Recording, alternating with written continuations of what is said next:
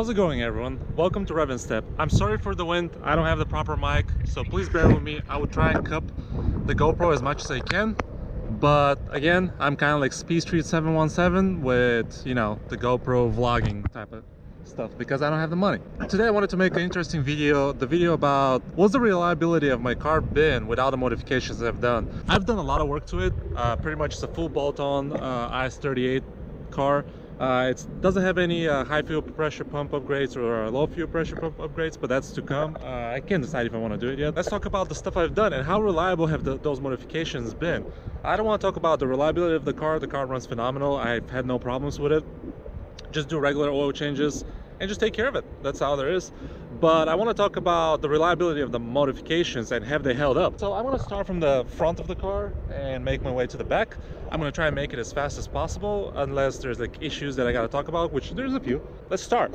So first thing first, I had this intake from MST. If you know, I went through a bunch of intakes. I went with like Leo Motorsports, then I went with MA Performance. And honestly, I like this the best because this one gives you the options of running it just like that, semi-open, but it also has the little I guess the little cover here that I can use whenever I need to. And it was a full intake. It still uses a stock bottom box, but you use a different top, different pipe here, different filter obviously. And then you have the big silicone hose going to the turbo inlet pipe, which is back there. Again, you can see MST. I know this intake is out of stock right now, and I don't think they're gonna make it again, which I really lucked out. They sent it to me. I'll be honest with you, I didn't pay anything. They wanted me to do a review for them, which I did. I'll post a link of that video. But I'm sorry, you can't have that anymore. And I really love this intake. It has the sound, and it also has the performance because it keeps the temperatures cold. Next thing I want to talk about is the 034 Motorsports mounts, the engine mounts.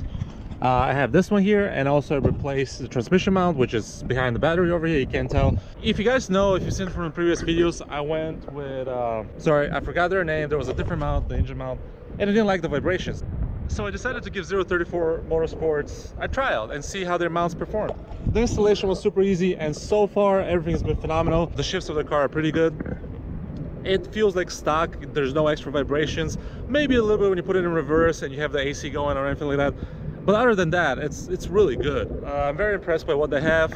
It kept the stock comfort of the car, but it also improved the shift. So that's a good mod. And by the way, both of these mods have held up phenomenal, and I'm pretty happy with them. And I guess lastly, what I've done in the engine bay is the IS38 turbo. As you can see, it's right over there. It's sitting there.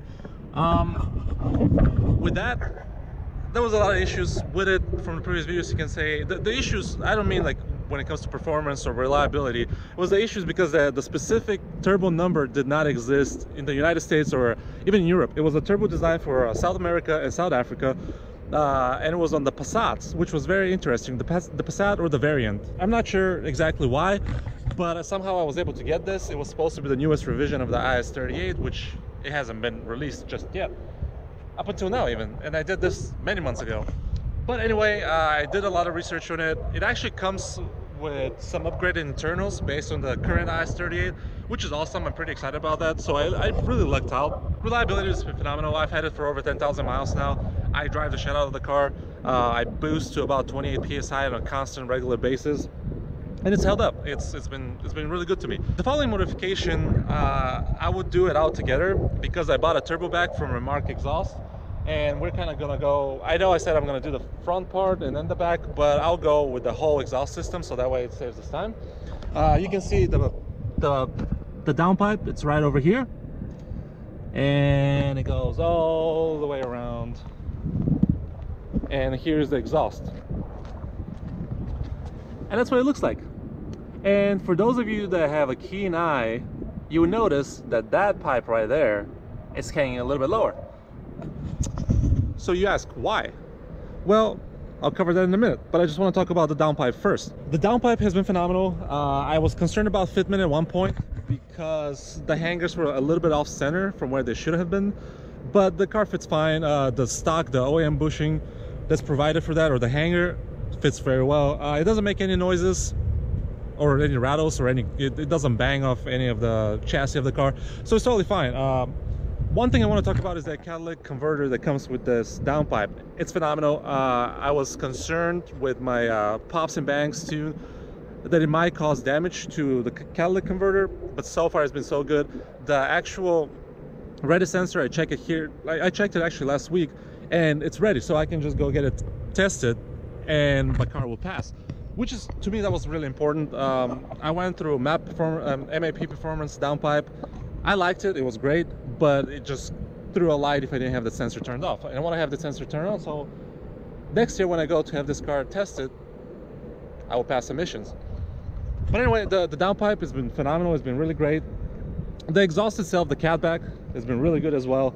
The only problem is here. I don't know how well you can see, but it's right there. You can see how it's not connected anymore. And you can see on this side, you can see right over here, it is connected. Barely, but it's connected. So this little thing, I have to take it to a shop and have it fixed. You can tell the difference. It's not hanging too low, but it's a noticeable difference. So I'm either waiting for that side to break and it's gonna even out again, or I'll have to fix that. And that could be an easy fix. I might even JB weld it. I'm not sure if that will last, but that's my only unreliable part. I'm getting ahead of myself, but that's my only unreliable part when it comes to this car so far. The exhaust, I mean, it's been great. It sounds phenomenal. It sounds great when you're not on, like when you're not stepping on the gas, when you're driving as a daily, it's very quiet, but when you're on it, it's really loud, and I love it. That's how my engine bay looks, and that's what I've done so far to the engine bay.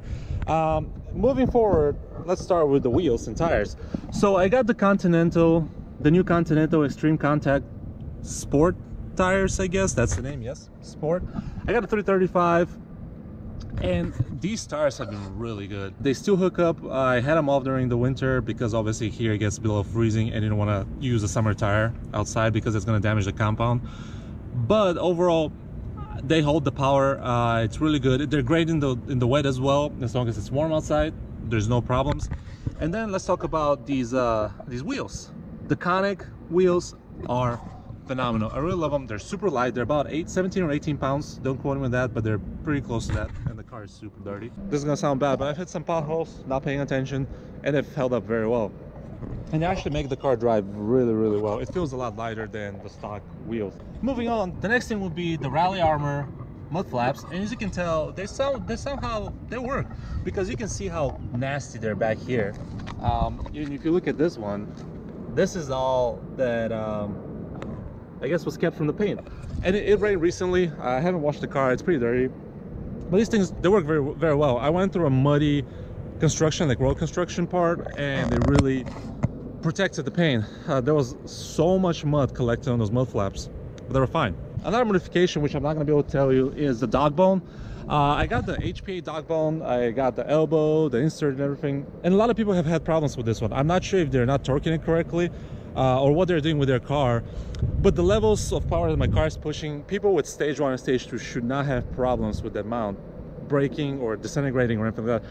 So I'm not sure if they're installing it incorrectly, but that could be an issue. Mine has had no problems. I check it often because I am concerned myself. I think if that part breaks, I'll have to go with Revo, which seems to be really good. But I really like the stamped piece that comes with HPA's Performance, the little elbow. It's stamped steel. It's a lot lighter than the OEM, and I really like it. So I don't know if I can use the Revo puck with that piece. I don't think so, but I'll try if that ever happens. But HPA has been really good to me. I've talked to them and I haven't had any problems. So I really feel bad about the people that I've recommended this to and they've actually purchased it and have had problems with. Another modification we can talk about is this little guy, the Cobb Access Port. So the Cobb Access Port, actually let's talk about in combination with the APR DSG IS38 tune.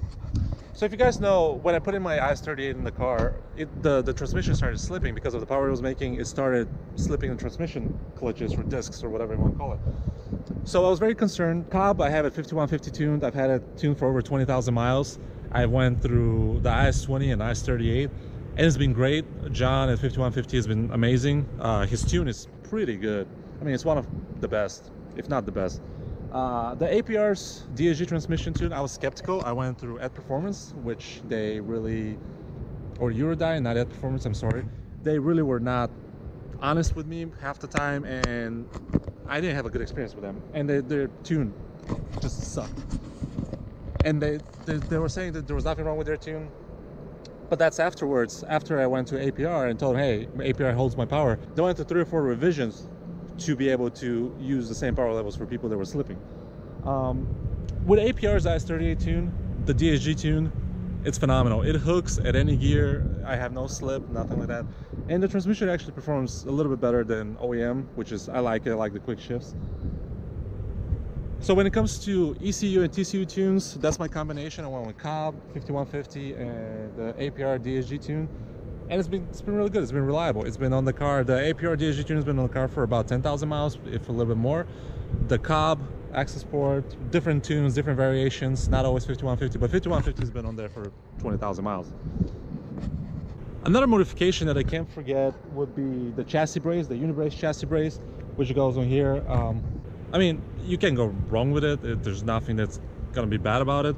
It works very well around corners. Without it, you can kind of feel a little slop, but with it, it really tightens up the car. And in combination with that, I got the 034 Motorsports rear sway bar, which with that one I could definitely tell a difference between the OEM and the upgraded one, the upgraded version. I really liked it. It's been phenomenal, and the car handles really well. One thing I put in combination with the rear sway bar was that I believe it was called Super Pro, I think, I'm not sure, end links, which are phenomenal. I didn't want to go with a spherical, I believe they're called, links, because they after dust gets into the bearings, they start making noises or they start popping. I didn't want to do that. I want to keep it as close as possible to stock, and the end links that I got from Super Pro were phenomenal. I mean, they fit a little bit different. For lower cars, they might not work. My car is still stock height. I'm not sure when I'm going to lower it, probably never. But for lower cars, they might have a problem, because with my car with stock height, they're kind of sitting differently than the OEM. They're not fully straight up. They're kind of like crooked, which is fine. That's how the installation is. They're a little bit longer or taller, if you want to call it that way. But I mean, that's how I've done to the car. And reliability, other than the little mishap with Remark's exhaust back there, the cars had no problems. Oh, another modification is these lights, which are the 7.5 European style, because the US style is different. These are fully LEDs. They have the sweep. Light that goes across. And if you guys have seen the 7.5 in the States, they don't look like that. They look way different. I love these because they look a little bit tinted. You can tell. And they also have the sweep function. The US side don't have the sweep function. So again, we kind of got screwed from Europe. We didn't get the good stuff. We got the shady stuff once more. Other than that, you guys can see I took the vinyl off. I got bored, and now I have like sticky residue on the paint, which I have to clean, but that will happen at some point. I think I'm gonna detail this car and call it a day. The sticky part it hasn't done anything to the paint. I think I have to use some glue gun or something like that and have everything gone. Other than that, the car's been phenomenal. I'm nearing 40,000 miles, so I'm gonna make another video when it comes to that. I want to tell you if I've had any other issues. But that's it. I have another 5,000 miles to go. I have to go change the oil at some point this week. And I hope this video kind of helped you out. If you guys are looking between modifications, I hope this video helps you out a little bit as to what to go next and what is a safe route. To me, I've had really good experience with what I've done. I'm not the best mechanic, but also I'm not the worst. So a lot of the installation can come to the skill level of a person. So some people might have more problems than I've had problems with this, but the car has been phenomenal. With the modifications, it's really fast. I'm really happy as a daily. I don't have any concerns with the car starting or not starting when I'm at work or when I'm at home, leaving for work, anything like that. Knock on wood, you know, anything can happen. But so far the car's been reliable, so hopefully this video can give you guys some, you know, insight or some answer some questions when you guys search online and see parts that you're interested in. If you guys are new to the channel, please subscribe. That means a lot to me. Please like this video. It has some beneficial information. I wanted it to be short, but I'm looking at the camera, it's about 18 minutes now, so that's a long video. I have to cut some of it. But anyway, please subscribe if you're new to the channel. If you like this video, give it a thumbs up. There will be a lot more videos to come. Small update again, I'm almost done with my classes in 2 weeks. That'll be over, so I have more time. Now it's like crunch time. I have finals and papers due, but that'll be okay. Again, thanks for watching, guys, and I'll catch you guys later.